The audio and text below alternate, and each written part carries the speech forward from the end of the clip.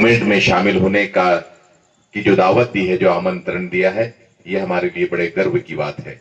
आइए अब हम हमारे हिंदुस्तान के, हमारे भारतवर्ष के एक बहुत नीडर और बेबाक, जिन्हें हम शेर हिंदुस्तान पुकारते हैं, आली जनाब मुफ्ती मोहम्मद हारून नदवी साहब से गुजारिश करते हैं, विनती करते हैं, आप जो है जलगांव कोऑर्डिनेशन कमेटी, वक्फ कोऑर्डिनेशन कमेटी के प्रेसिडेंट है, मैं उनसे विनती करता हूं, गुजारिश करता हूं कि मुफ्ती साहब भी हमारी इस मौके पर रहनुमाई फरमाएं।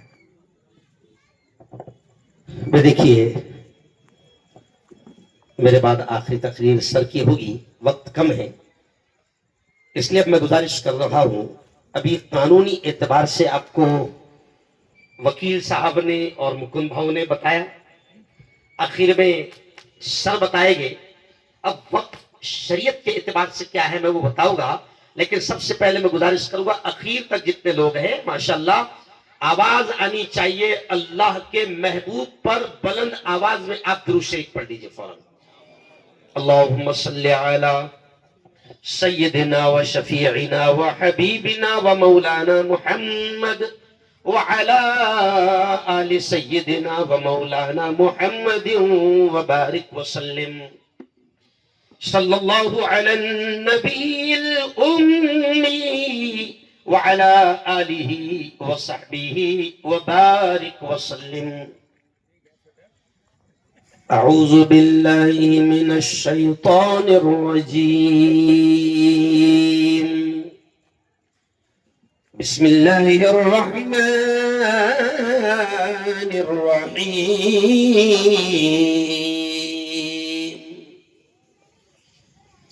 अल्लाहु ला इलाहा इल्ला हुवल हय्युल क़य्यूम ला तअख़ुज़ुहु सिनतुन वला नौम लहू मा फिस्समावाति व मा फिल अर्द सदक़ल्लाहुल अज़ीम।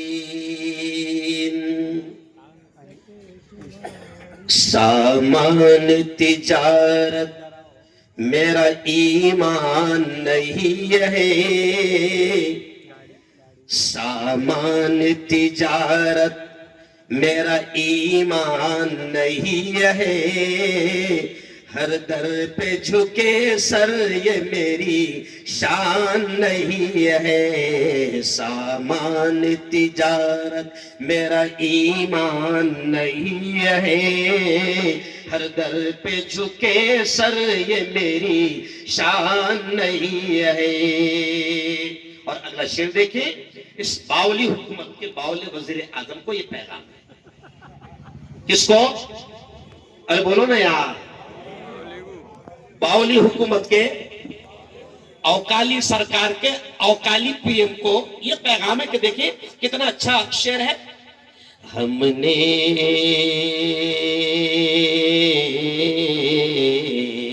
हमने तो समंदर में भी रस्ते हैं बनाए, हमने तो समंदर में भी रस्ते हैं बनाए, हमने तो समंदर में भी रस्ते हैं बनाए। यूं हमको मिटाना कोई आसान नहीं है, हर दर पे झुके सर ये मेरी शान नहीं है।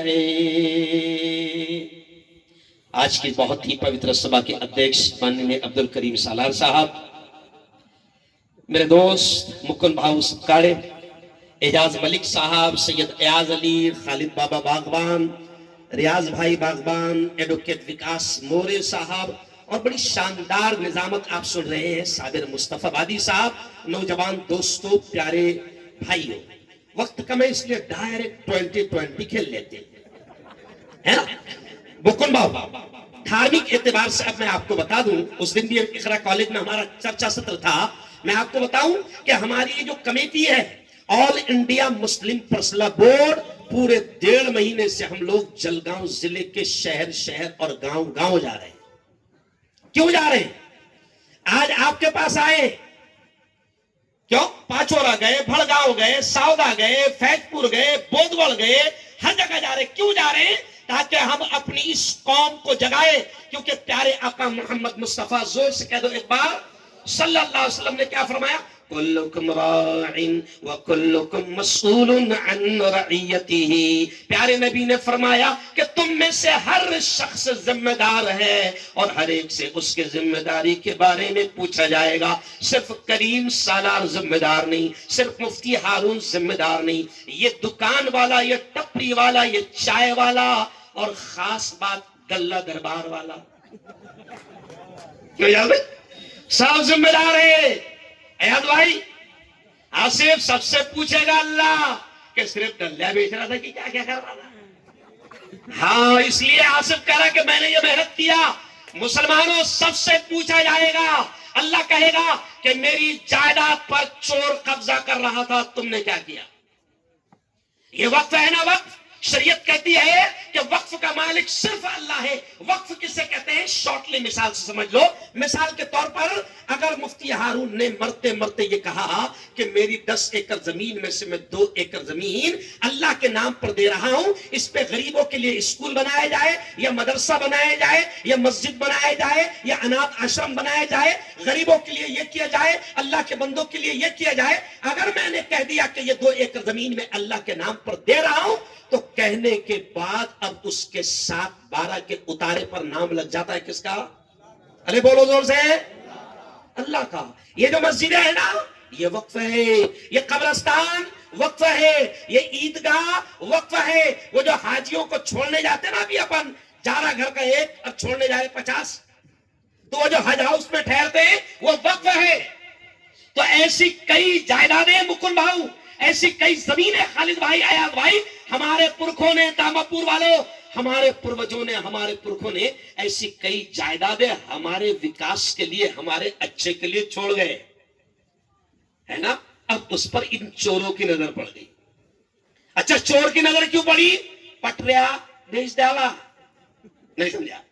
ट्रेना, जोर से बोलो, बेच डाला, समझे आप? प्लेटफॉर्म बेच डाला, बेचने को कुछ बचा नहीं। तो इसको क्या दिख रहा? मुसलमानों की 9 लाख एकड़ जमीन जायदाद। लेकिन हमने कहा, मैंने नागपुर में कहा, मुकुंद भाई, मैंने नागपुर में क्या कहा कि मोदी जी बावले चाले मत करो, बहुत डेंजर कौन है मुकुंद भाऊ। मैंने मिसाल दिया, देखो मजा आएगा। मैंने मिसाल दिया कि मोदी जी बावले चाले मत करो, हम बहुत डेंजर कौन है, इतने खतरनाक है हम कि सक्की बहन ना सक्का भाई भी एक बिल्लास घुस गए ना, तो अल्लाह का शुक्र है उसको छोड़ते नहीं हम, नहीं समझा?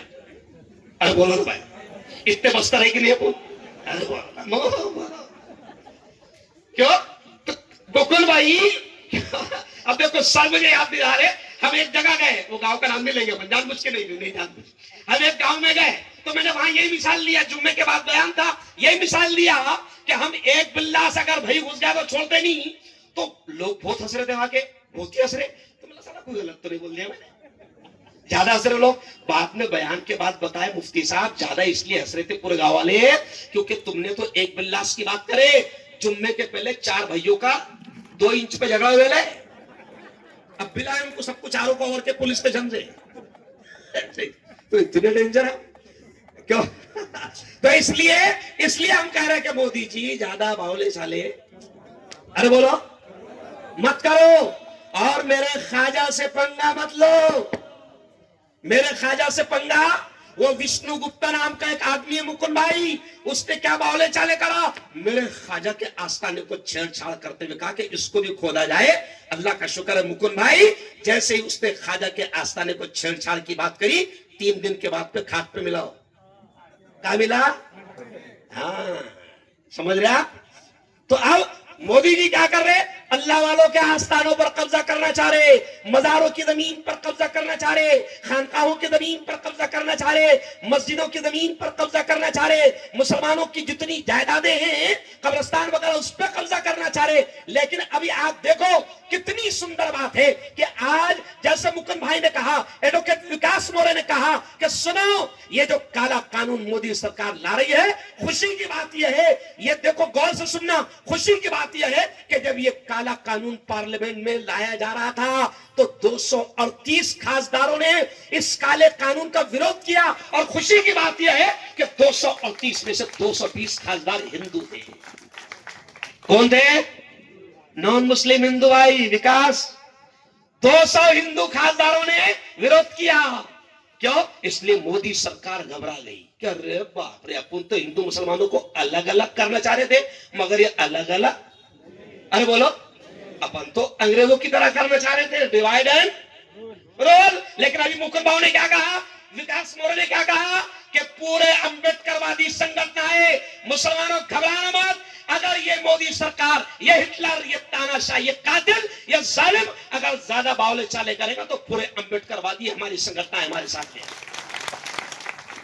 और डरेंगे नहीं हम लोग। नहीं समझे आप? मोदी जी, मैं तुम्हारा छोटा भाई है और मुझे अधिकार है कि अगर बड़ा बावले चाले करे तो उसको भी समझाना। तो मैं मोदी जी को यह पैगाम दे रहा हूं, पुलिस वाले लिख रहे हैं, लिख लेना कि मुफ्ती हारून ने कहा था कि मोदी बावले चाले मत कर, तेरे से बड़े बड़े आए, और अरे बोलो, एक से आए चले गए। क्यों? देखो, तुमने जोर से बोलना, सिर्फ गए, क्या बोलना, गया, क्या बोलना, बहुत मजा आएगा। एक से आए गए। देखो, नमरूद आया, जोर से बोलो, नमरूद आया, गया, शद्दाद आया, गया, हामान आया, गया, कारून आया, गया, फिरौन आया, गया, ये भी आया, अरे बोलो इंशाल्लाह। फिरौन कोई छोटा मोटा बादशाह नहीं था, वो प्लेटफॉर्म पे चाय नहीं बेचता था, वो नहीं समझे यार, बहुत बड़ा बादशाह था, ये बावले को बताओ, बहुत बड़ा था। तो ऐसे ऐसे चले गए मेरे बाप। तो तू कौन सी खेत की बोली है? नहीं समझा? इसलिए हम सरकार से ये कह रहे हैं कि याद रखें, हमारा संवैधानिक हक है, और हम इस कानून के खिलाफ इसलिए भी लड़ रहे हैं क्योंकि तू हमारे संविधान के साथ छेड़छाड़ कर रहा है। हम मर जाएंगे, लेकिन मेरे मुल्क का ये संविधान बड़ा प्यारा संविधान है, जो हम तमाम धर्म के मानने वालों को अपने अपने धर्म पर आजादी के साथ अमल करने की आजादी देता है। और तुम अगर संविधान के खिलाफ काम करोगे तो ये जितने संविधान के मानने वाले हैं, हम सब मैदान में उतरेंगे, और जैसे गोरे अंग्रेजों को हमने भगाया था, इंशाल्लाह काले अंग्रेजों को भी भगा कर दम लेंगे। कहो इंशाल्लाह, है ना? लेकिन मैं आपसे कहता हूं कि मुसलमानों, पहले आप जानो कि ये वक़्फ़ क्या है, आप समझो कि ये वक़्फ़ क्या है, क्या हमारे साथ बदमाशी की जा रही है, कैसा ये काला कानून है, और इसके खिलाफ हमको लड़ना है। और याद रखो, अभी ऑल इंडिया मुस्लिम फैसला बोर्ड, हमारे तमाम बड़े उलमा हमसे क्या कह रहे हैं, काली पट्टी बांधो, हम बांध रहे हैं, जलसे करो। हमने ईदगाह में शानदार जलसा लिया, क्यों? रैलियां निकालो, रैलियां निकालेंगे, लेकिन हुकूमत को हम खबरदार कर रहे हैं। क्या खबरदार कर रहे हैं? कि जिस दिन हमारे उलमा ने, हमारे मस्जिदों के इमामों ने, हमारे नमाज पढ़ाने वालों ने कह दिया कि जेल में जाकर बैठ जाओ, तो इंशाअल्लाह उस दिन हम दोनों हाथ उठाकर बताओ कि बच्चों के साथ में जेल भरो आंदोलन करेंगे। काय के साथ? बच्चों के साथ। आज जुम्मा में बोला मैंने, खाजा नगरी में बोला मैंने कि देखो मोदी जी, अगर हम बच्चों के साथ में जेल में आए ना, तो हमारे एक दो इतने रहते, सिर्फ बहुत वांदे होंगे खिलाने की भी, अरे बोलो तो है, संभालना पड़ेगा। अल्लाह का शुक्र है हर घर में 4-5, अरे बोलो ना, डरना नहीं, मुकाबला करो। अगर आप नबी के चाहने वाले ही, प्यारे मोहम्मद मुस्तफा के मानने वाले हैं, तो सुनो ये जुमला, और ये जुमले बोलकर अपनी बात को समेटूंगा। प्यारे नबी ने क्या कहा? मन रअा मिनकुम मुनकरन फलयुगय्यिरहु बियदी। हमारे नबी ने फरमाया कि जुल्म होता देखो, अत्याचार होता देखो, ना इंसाफी होता देखो, गुनाह होता देखो, तो हमारे नबी ने फरमाया हाथ से रोकने की ताकत है, हाथ से रोको। हाथ से रोकने की ताकत नहीं है तो जबान से रोको, जैसा अभी हम बोल रहे हैं, ये जबान से रोकना है। तो हम इस काले कानून के खिलाफ जगह जगह जाकर बोल रहे हैं, औरतों को भी समझा रहे हैं। अच्छा, औरतों को भी समझाना, वरना बहुत लफड़े होते। अगर औरतों को जमा कर लिया अपन ने, हम मीडिया वाले आ जाते और कोई भी बहन के पास पहुंच जाएंगे क्यों बहन काय के वास्ते आए? तो बहन को कुछ नहीं मालूम है। तो बहन क्या बोल रही? 1100 का सिलेंडर हो गया ना। नहीं समझ। मोदी के भोपाल में ऐसा हुआ, भोपाल में ऐसा हुआ। तो हम मोदी सरकार से कहते हैं कि ये काला कानून है, तुम्हारी नापाक नियत है, तुम्हारी शैतानी नियत है। हम वक्फ की 1 इंच जमीन पर, यह जुमला सुनना, हम वक्फ की 1 इंच जमीन इंशाअल्लाह किसी खबीस के हलक में जाने, अरे बोलो, नहीं देंगे। और ये भी सुन लो, वक्फ का मुकुल भाई इतना प्यारा मामला है, ऐसा नहीं कि सिर्फ आपने खुद का इशारा किया, वक्फ से सिर्फ मुसलमान फायदा नहीं उठाता है। आपको मालूम है, ये देखो अभी मैं देख रहा था मेरे मोबाइल में देख रहा था, हजरत उस्मान तीसरे खलीफा, हजरत उस्मान तीसरे खलीफा, गूगल पे जाना, सर्च करना, आज भी हजरत उस्मान को जानने को अब यूं समझिए कि 1500 साल होने वाले हैं। कितने? 1500 साल। आज भी हजरत उस्मान के नाम की होटलें जो उन्होंने जमीनें छोड़ कर गए थे, आज भी मक्का और मदीना में उनके नाम की होटलें हैं, और साल का 600 करोड़ रुपए इन होटलों से मक्का मदीना को आ रहा है, और गरीबों में तकसीम हो रहा है। ये जो गरीब मुल्क है ना, आज भी इनकी प्रॉपर्टी जो छोड़ी हुई है, इनसे गरीब मुल्कों में प्लेन भर भर के खाना जाता। वो जो तुम रमजान में रोजा खोलते ना, लाखों हाजी और लाखों उम्रा करने वाले, वो खजूरें भी हजरत उस्मान के बाग में से आती। तो ऐसी करोड़ों एकड़ की मिल्कियत वाली जमीनें हमारे पुरखों ने छोड़ कर गए। और अल्लाह का शुक्र है मुकुंद भाऊ, हम तो देने वाली कौम है, हो, हम भीख मांगने वाली कौम है ये। और अभी भी हम इससे चोर से भीख नहीं मांग रहे, हम देने वाली कौम है। हमने ताजमहल इस मुल्क को दिया, करोड़ों रुपए आज ये चोर हुकूमत खा रही है। हमने लाल किला इस मुल्क को दिया, जिस लाल किले पर इतरा इतरा के झंडा लहराता, किसका है वो? अरे बोलो, हमारा है। लाल किला हमने दिया, ताजमहल हमने दिया, बीबी का मकबरा हमने दिया, गोल गुंबद हमने दिया, पंचक्की हमने दिया। अरे हमने इतनी जायदाद हमारे पुरखों ने छोड़कर गए हैं कि आज करोड़ों अरबों रुपए तुम्हारी चोर सरकार हमारे बाप दादा की छोड़ी हुई जायदाद सिखा रही है। एकदम फैक्ट है, हकीकत है। हम हाथ फैलाने वाली कौम नहीं है। अरे हमने तो यहां तक कहा था, सर सच्चर की बात आपने करे, हमने एक जमाने में कहा था, नहीं चाहिए हमको तुमसे कोई मदद। जुमला सुनना एजाज भाई, हमने कहा था एजाज भाई कि हमको कोई मदद नहीं चाहिए, सिर्फ हमारी वक्फ की जमीनें हमको दे दो। तुमको कितना कर्जा हो ना, बोलो कितना है अपने पास में। लेकिन उसको गलत अंदाज में बयान किया जा रहा है। क्यों? अब आखिरी बात सुन लो कि हमको बहकाने की कोशिश की जा रही है, लेकिन ये जलसे करके आज देखो हमारे नॉन मुस्लिम भाई, हमारे अंबेडकरवादी भाई हमारे साथ में हैं, तो हम हुकूमत को बता रहे हैं कि तुम कामयाब नहीं होंगे। वो अंग्रेजों वाली चाल तुम्हारी, आपस में लड़ाओ हिंदू मुसलमानों को, उसमें तुम कामयाब, अरे बोलो, नहीं होगे। और मैं आपसे कह रहा हूं तामापुर वालों, सर ये बहुत गयूर लोग हैं, ये बहुत खुददार लोग हैं, बहुत खुददार लोग हैं ये। जब अपने को जरूरत पड़ेगी ना, अगर वक्त पड़ा के जान की जरूरत पड़े मुकुल भाऊ, तो सबसे पहले जलगांव में अगर कोई आएगा तो तामापुर सामने है। मैं आपसे कह रहा हूं कि अगर ये जालिम सरकार नहीं मानी और हमारे उलमा ने कहा कि अब तुमको जान भी देना पड़ेगी, तो जरा हाथ उठा के बताओ कि इंशाल्लाह हम मस्जिदों को बचाने के लिए, वक्फ की जायदाद को बचाने के लिए कहो, इंशाल्लाह जान भी देंगे। बहुत बहुत शुक्रिया, बड़ा शानदार प्रोग्राम। आसिफ भाई को खट्टी के कुछ नहीं आए देते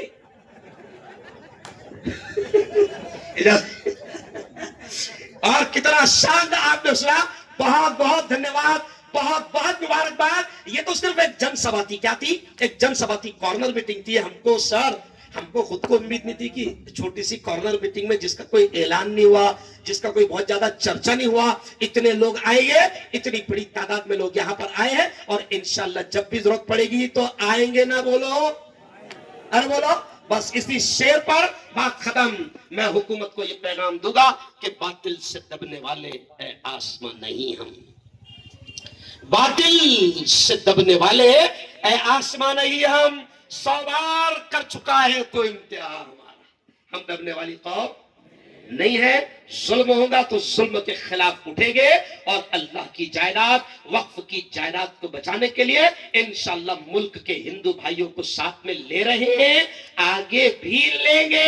इसलिए ये परेशान है क्योंकि हर स्टेज पर हिंदू भाई बड़ी तादाद में नजर आ रहे हैं। बहुत बहुत शुक्रिया जिन लोगों ने आज के शानदार प्रोग्राम को सजाया, मैं उनको दिल की गहराइयों से मुबारकबाद देता हूं। और एक बार क्यों कुर्सी पर, जोर से कुर्सी पर योगी आए के मोदी आए के, अरे बोलो ना, कोई भी आए कुर्सी पर, कोई भी बैठे राजा तो मेरा खाजा है। आखिर दावाना अनिल हम्दुलिल्लाहि रब्बिल आलमीन।